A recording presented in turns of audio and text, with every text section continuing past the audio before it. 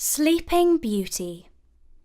Once upon a time there lived a king and a queen who said every day, "If only we had a child." After many years, their wish came true and a baby girl was born. Oh, how happy they were! They shared their joy by inviting 7 wise fairies to the palace. When the fairies sat down to eat, they each found a gift made of gold by the side of their plate. Now, there was one other fairy whose magic was more powerful than all the wise ones put together. Unfortunately, this fairy had an evil heart. When she heard of the celebrations for the baby princess and found out that she had not been invited, she took great offence. Towards the end of the evening, each of the wise fairies gave a magical gift to the baby princess. The first wished her the gift of reason. The second wished her the gift of beauty. The third wished her the gift of grace. The fourth wished her the gift of music. The fifth wished her the gift of dance. The sixth wished her the gift of... Well, we do not know what gift she would have wished for, because at that moment the evil fairy appeared in the centre of the great hall, her mouth fixed in a false smile and her eyes delighting in spite. "Do forgive me for dropping by uninvited," she said. "I will not keep you long. I have come to wish my own gift upon the baby princess." While the evil fairy held everyone's attention, the 7th good fairy hid behind the curtains. The wicked one continued, "I do so wish that the dear little princess shall grow up to be a radiant, accomplished and beautiful girl of 16 years, the delight of her parents' eyes. And then, on her 17th birthday, she shall prick her finger on the needle of a spinning wheel and die." How do you like that? Still laughing dreadfully, she strode from the hall. Amid the uproar, the 7th wise fairy stepped out of hiding and waved her wand to cast the spell of silence. "There remains a 7th and final wish that is mine to make," she said. "It is not in my power to entirely overcome the evil wish, but I can at least do this. When the princess pricks her finger, let her not die, but fall asleep for 100 years until she is awoken by true love's kiss." The very next day, the king passed a law forbidding anyone in the land from owning a spinning wheel. After that, no one ever spoke of the ill-fated banquet. The child, whose name was Talia, grew up to be as talented as she was beautiful.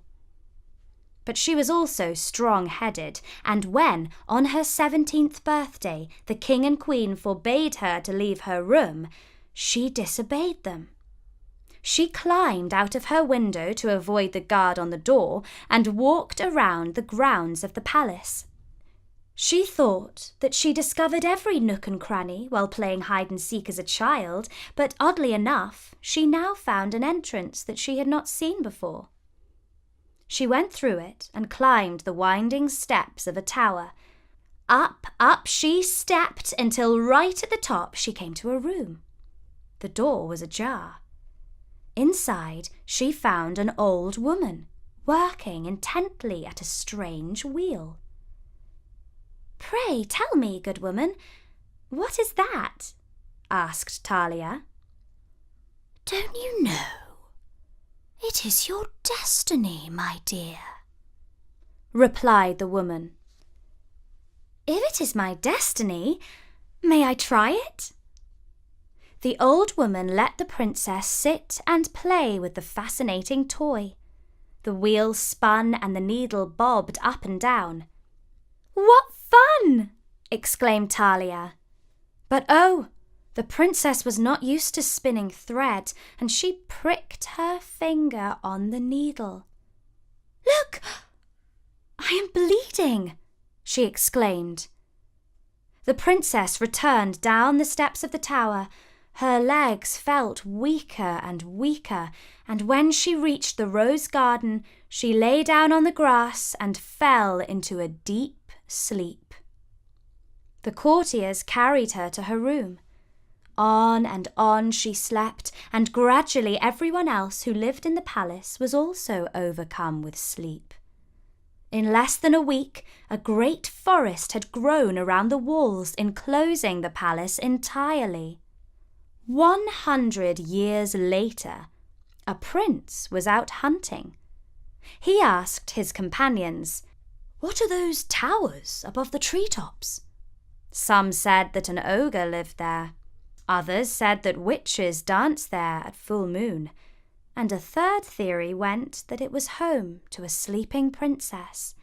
The curious prince pointed his horse towards the tower and rode through the trees.